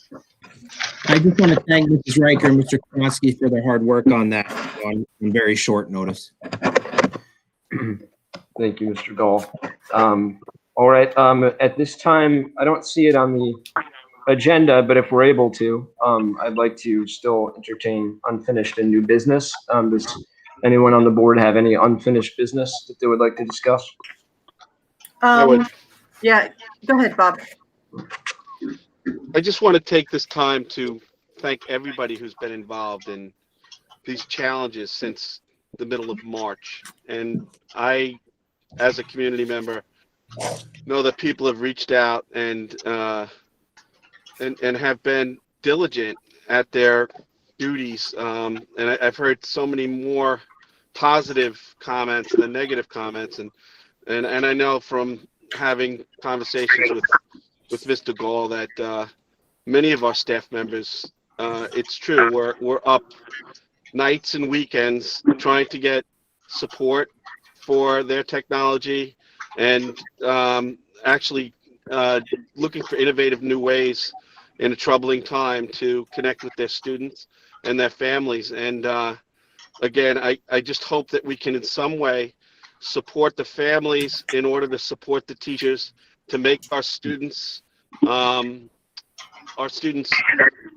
a better experience. Because I know, like everyone has said, Mrs. Craig, Mr. Nuss, we're going to be at least mostly virtual, right when we go back, and who knows? I hope to God we don't end up back 100% virtual. I hope things continue to improve health-wise in our community. But I have to say accolades to the staff, the administrative team, and Mr. Kronsky. I would be remiss if I didn't really send kudos to you and Mrs. Riker. And I also want to thank the parents and families for joining us as a team to support our children's education.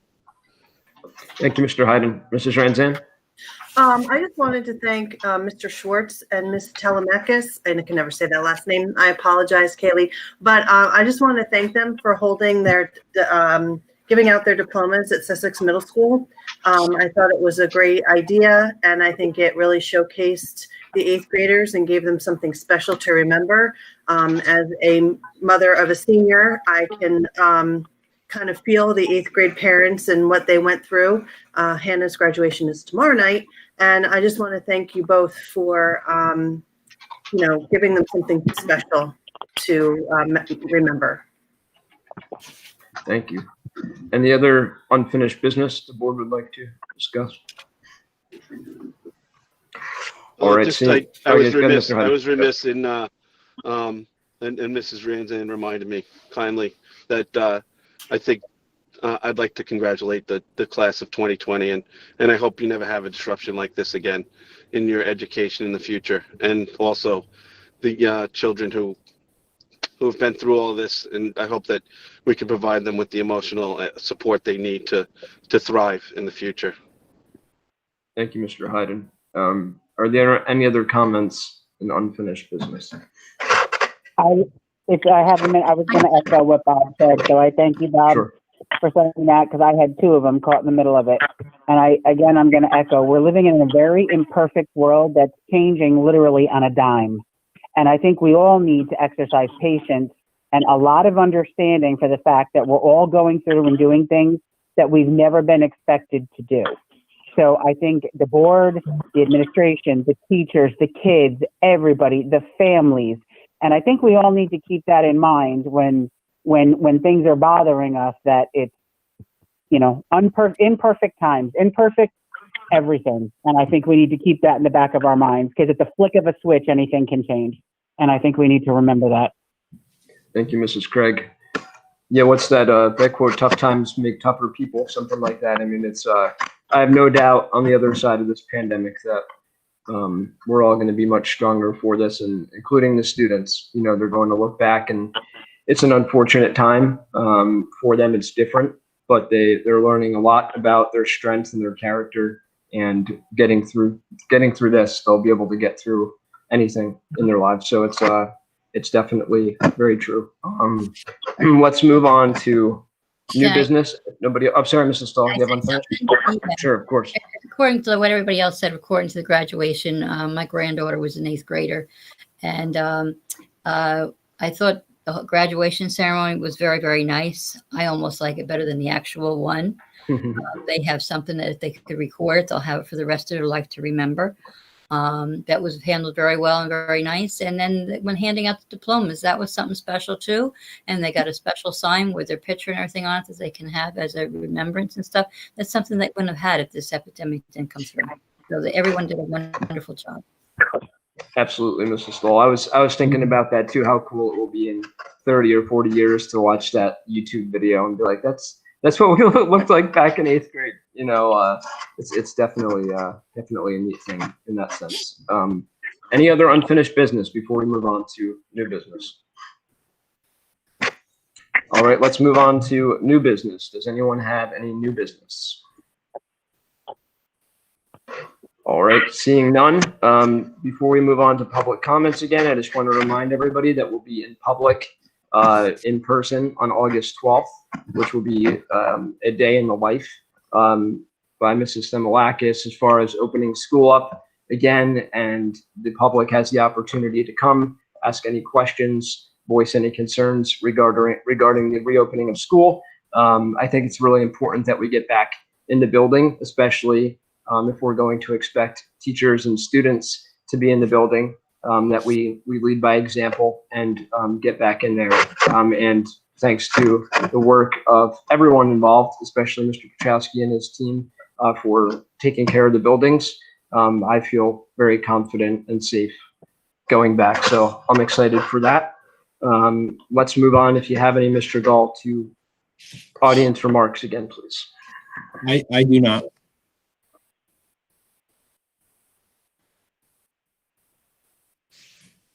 Sorry about that. I just clicked on the wrong button. So if there's no public comments, then I'm going to look for a motion to adjourn, please. A motion. Thank you, Mrs. Stoll. Looking for a second. Thank you, Mrs. Steele. All in favor? Aye. Aye. Thanks, everybody. Have a great night. Good night, everybody. Good night, everyone. Good night. Hey, Francis?